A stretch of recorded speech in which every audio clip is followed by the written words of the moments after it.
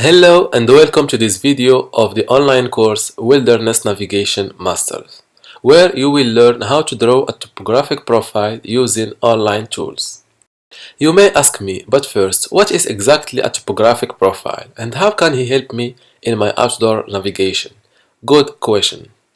A topographic profile is a graph like that represents your trip elevation profile in relation to the distance. Drawing the topographic profile of a trip can be very useful to anticipate where and when you will be going uphill and where and when you will be going downhill or on a flat terrain.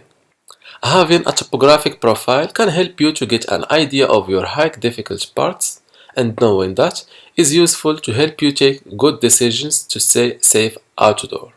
Before I go on to show you what tool and how can you use it to draw your topographic profile, I want you to know that there is multiple tools to do that. Every tool have some advantages and inconveniences, especially that we will use the free online tool named CalTopo or just the free plane of a paid tool like OpenRunner. For example, the first tool that I will start with, called OpenRunner, have an intuitive interface which is good, with multiple practical options, but unfortunately it only displays distance in kilometers or meters. The second tool that I will show you, called CalTopo, are the complete opposite. It have the mile and feet measurements, but the user interface is not optimized like the previous tool. Now that you know what is a topographic profile and how can he help you and the names of the tools that we will use, let's see how can you draw a topographic profile in OpenRunner. The default language in this tool is French, so I will change it to English from here. After you create your account, you have to log in.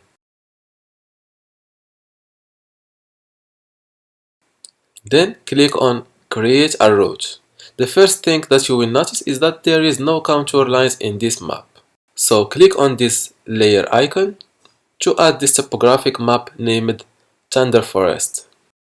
To start seeing it, I have to click again on the layers icon, then click on it like that to choose my preferred open cycle map. Like you see, we start having contour lines. Now I will search for my trail.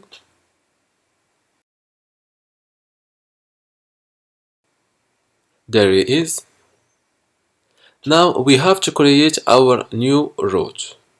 There is multiple ways to create your route, but the one that I prefer when I already have my trail on my map layer is this tool named Automatic Follow, because with it, all I have to do is to click on my starting point, then my arrival point like that. Like you see, the tool followed the road and not my trail. All we have to do to correct that is to click here on this little cycler and choose the hiker.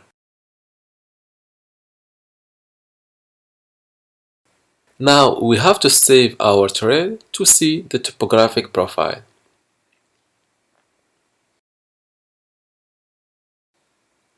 The first thing you will see after that is this useful informations like the total distance, the cumulative elevation gain, the cumulative elevation loss, the lowest altitude and the highest altitude. The lowest icon on our left to get your topographic profile like that. As long as you pass your mouse on the topographic profile, you can see a little black circle on the map that follow you on your trail.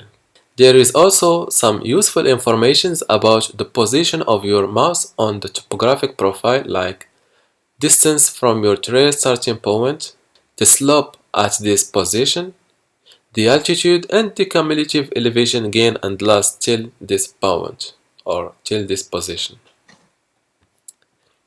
Did you see how convenient the OpenRunner tool to draw an elevation profile? Now let's do the same thing in CalTopo. After the website gets loaded, I head to the search bar, then I type the name of my trail or a known landmark that are near my trail. Personally, I prefer using Map Builder topographic layer over the USGS layer. Other than that, my trails are not available in the USGS topographic layer, so I will change it like that. This layer is more clear and have the trail that I want.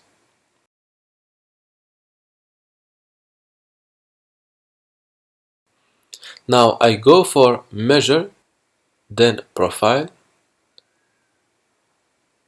Here they have the automatic follow option to draw as the default tool. And like that, I click on the starting point, then the arrival point. Now all I have to do is to click again on Profile and boom, I have it right here at the bottom. In the starting of my trail, it's a flat terrain which I didn't know before. It's a new information for me.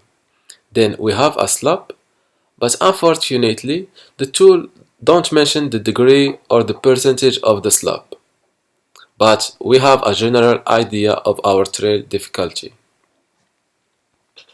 Above the graph, we have some useful informations like the lowest elevation, the highest elevation, the cumulative elevation gain, and cumulative elevation loss. And if you want, you can click on Expand here to see more details about the elevation, the slope, the tree cover, and land cover. This is how we draw an elevation profile using Upper Runner and CalTopo. Like I've said before, there is multiple online tools to do that, but this is the two that I prefer. For this video's exercise, I want you to open the tool that you prefer to use and draw the elevation profile of a trail that you are familiar with or another one that you want to go on. And if you can, why not take a screenshot or a photo of your work and share it with us in the comment section below after you upload it in one of the photo upload websites that you can find on Google. Thank you for watching and see you in the next video.